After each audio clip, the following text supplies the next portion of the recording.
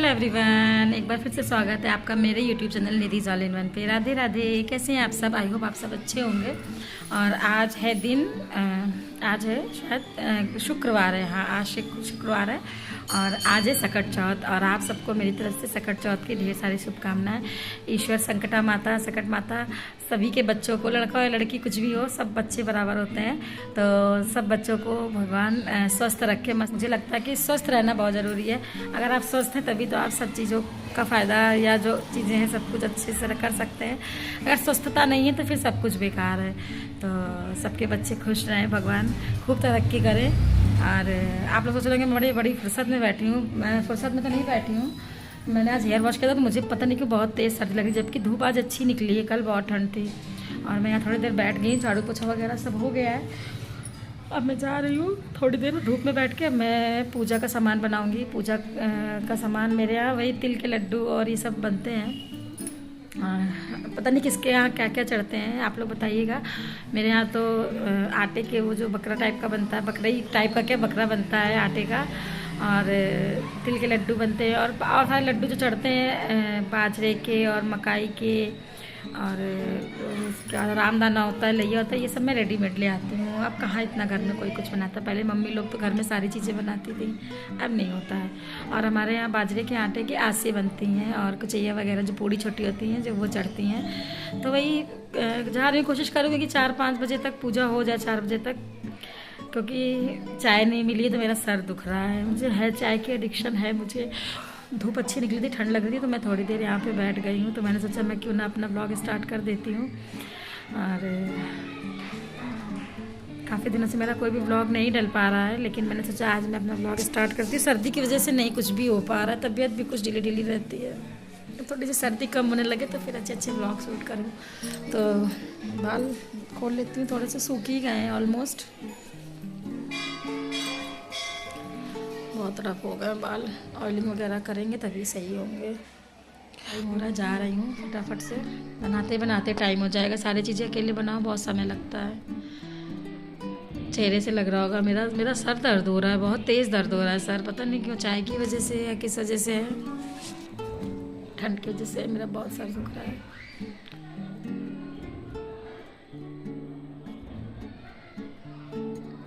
तिल धुल के रख दिए हैं। पहले मैं नहीं धुल पाई थी वैसे। पहले तो मैं काफ़ी टाइम पहले से ही धुल के रख लिया करती थी। इस बार नहीं हो पाया है। कल ही लेके आए हूँ बाज़ार से तिल, तो धुल के रख दिया है, सूख जाएंगे। बाकी तो जब कढ़ाई में आप उससे ड्राई रोस्ट करते हैं तो वो वैसे भी ऑलमोस्ट सूख ही जाता है। बस थोड़े से ही बनाएंगे, क्योंकि मेरे यहाँ बसंत पंचमी में भी लड्डू लगते हैं। बसंत पंचमी में भी तिल के लड्डू लिए जाते हैं, कोछे में खिचड़ी और तिल के लड्डू, तब सुहाग लिया जाता है। तो बनाऊँगी तो थोड़े से उसमें रख दूँगी। और आज व्रत है।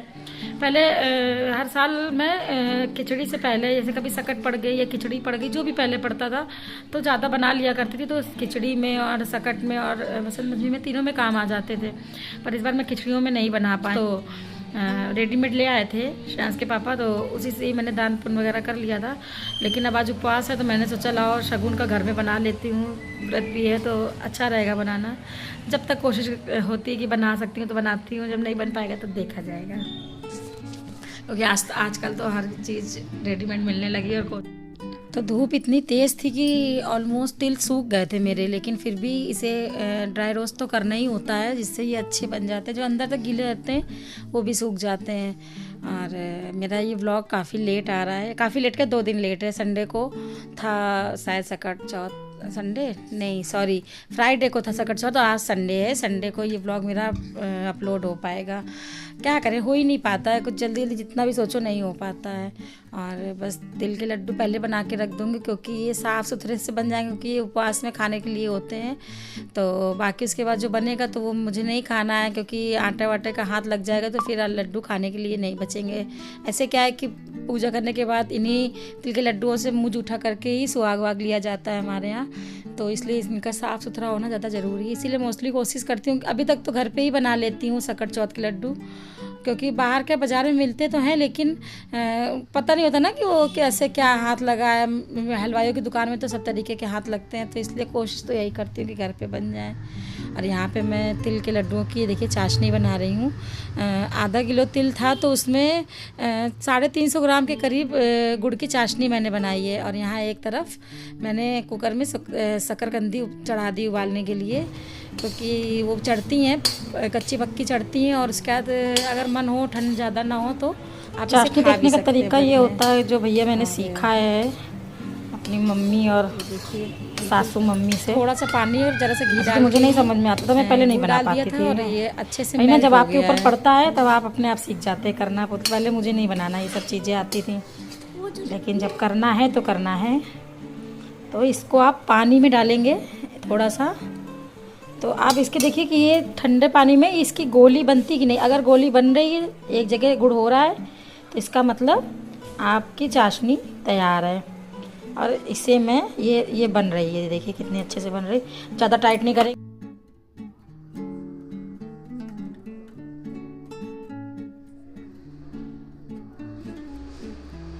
और ये चाशनी एक तार की बना के इसके बाद इसे मैंने परात में ही तिल ले लिए थे और उसमें ही डालती जाऊंगी कि जितना गुड़ की ज़रूरत होगी अंदाजे से ही लिया है, कम ज़्यादा भी हो सकता है। लेकिन बहुत अच्छा मेजरमेंट बना था मेरा, बिल्कुल भी ना गुड़ बचा था और अच्छे से तिल के लड्डू उसमें हो भी गए थे, बन भी गए थे। तो बनाते बनाते आदत हो जाती है। अब इसे अच्छे से मिक्स कर लेंगे कि तिल में सारा जो चाशनी है वो अच्छे से सोख कर ले। और बहुत ठंडा नहीं होने देगा, क्योंकि जितना ठंडा होता जाएगा उतना ये टाइट होता जाएगा, फिर लड्डू बनाने मुश्किल हो जाएंगे। इसलिए कोशिश यही करना है कि फटाफट थोड़ा सा गर्म ही रहे और लड्डू आप फटाफट बना लीजिए। थोड़ा सा घी या पानी लगाते हुए बनाइएगा, वही गर्म होते ना तो हाथ में चिपकने का डर रहता है।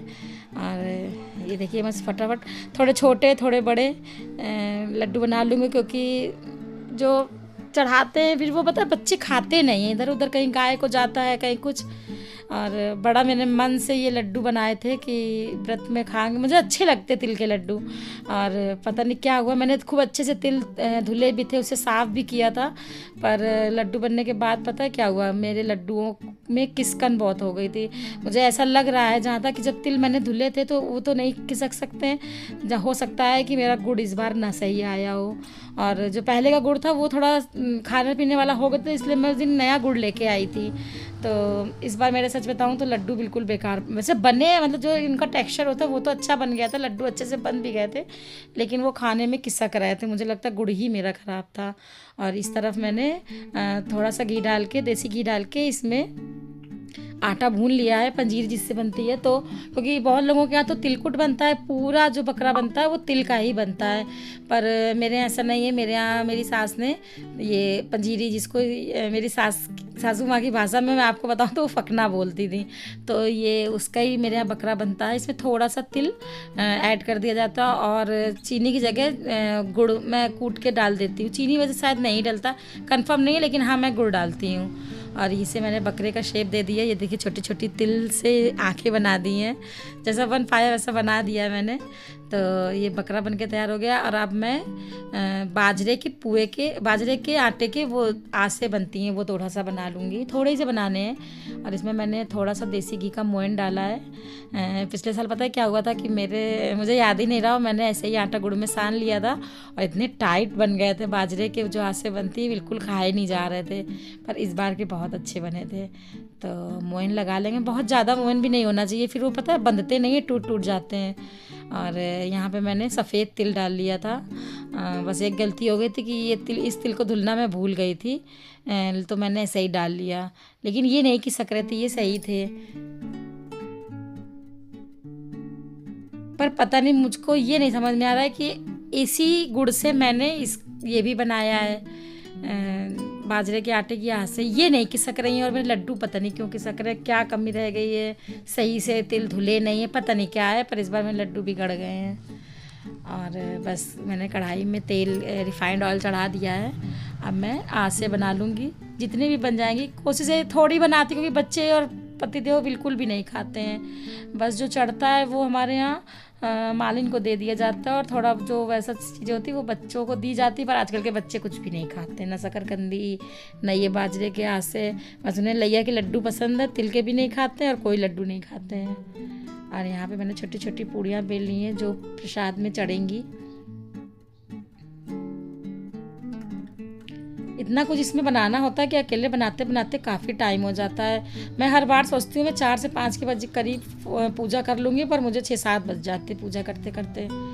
और ये मैं एक कटोरी में पूजा जहाँ मैं अंदर करूँगी कमरे में, वहाँ के लिए मैंने ये तिल के लड्डू निकाल लिए हैं, क्योंकि सारे लड्डुओं को मैं आटे के हाथ से नहीं करूँगी। उसे मैं साफ़ एक डिब्बे में भर के रख दूँगी।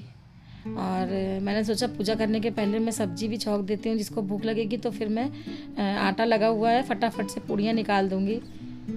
तो यहाँ पे मैं उबले हुए आलू मटर की सब्ज़ी बना रही हूँ, क्योंकि इन लोगों को तो खाना देना ही है। मैं तो नहीं खाऊंगी, मेरा उपवास रहेगा पूरे दिन का। और फटाफट से सब्ज़ी बना के मैं आ गई थी मैं तैयार होने के लिए। तो बाल सुबह मैंने हेयर वॉश किया था, बाल सुलझाने का टाइम ही नहीं लगा, बाल पूरे उलझे हुए थे। तो मैं बाहर बालकनी में आ गई थी बाल सुलझाने के लिए। मेरी आदत है मैं घर के अंदर कभी भी बाल नहीं बांधती हूँ, कोशिश यही करती हूँ कि मैं बाहर ही सुलझा लूँ। और बस बाल वगैरह बांध के फिर मैंने महावरी लगा ली थी पैर में फटाफट से, क्योंकि बहुत लेट हो रहा था, अंधेरा हो ही गया था ऑलमोस्ट। इतना लेट नहीं करना चाहिए पूजा के लिए, क्योंकि जिनके यहाँ चंद्रमा देख के पूजा होती है उनके यहाँ चलता है 9-9:30 बजता है। पर हम लोगों के ऐसा नहीं, हम लोग यहाँ गोधूली टाइम, जब शाम आ रही हो और दिन जा रहा हो उस टाइम पे आप पूजा कर सकते हैं। और अब तो बहुत लोगों को मैंने देखा है कि वो दिन में ही कर लेते 11-12 बजे। फ़िलहाल अभी हमारे यहाँ ऐसा नहीं होता है, ना हम लोगों ने किया है। और यहाँ पे मेरे यहाँ पाटा रखा जाता है, जिसमें देसी घी से 4 सकट माता बनाई जाती हैं। और ये आप लोग सोच रहे हैं इसमें रंग कैसा लगा, तो ये पाटा पूजा का ही है। इसमें वो खिलाई जाती है जब संकटा में ये खिलाई जाती है, या जो भी सुहागले वगैरह होती है तो बनाई जाती हैं, तो उनके पैरों में महावरी लगाई जाती, तो फिर वो छूटती नहीं, इसीलिए इसमें ये कलर रह जाता है। और मैंने यहाँ पे चौक पूर ली थी, उसके बाद संकटा माता बना के पाटा रख दिया था और कलश रख दिया था और गौर माता रख दी थी। और बस बच्चे यहीं पे पास में बैठे हैं। मैंने पूजा स्टार्ट कर दी, दिया जलाया सबसे पहले, उसके बाद पूजा स्टार्ट कर दी थी। एक दिया कलश का जलता है, एक दिया आरती के लिए बनाया जाता है। और यहाँ पे ये लोग देखो कितनी शैतानी कर रहे हैं।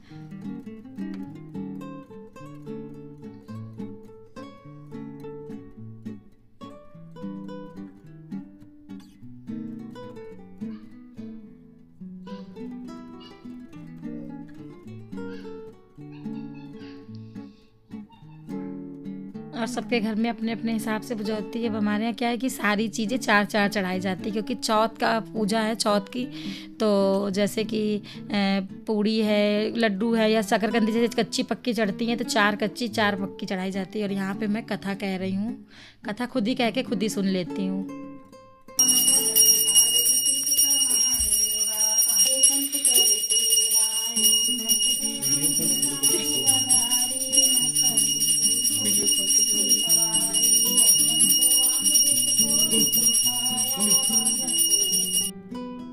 और आप लोगों को मेरा ब्लॉग कैसा लगा प्लीज़ आप लोग कमेंट करके बताइएगा। और आप लोग मेरे चैनल पे नए हैं तो प्लीज़ मेरे चैनल को लाइक शेयर एंड सब्सक्राइब।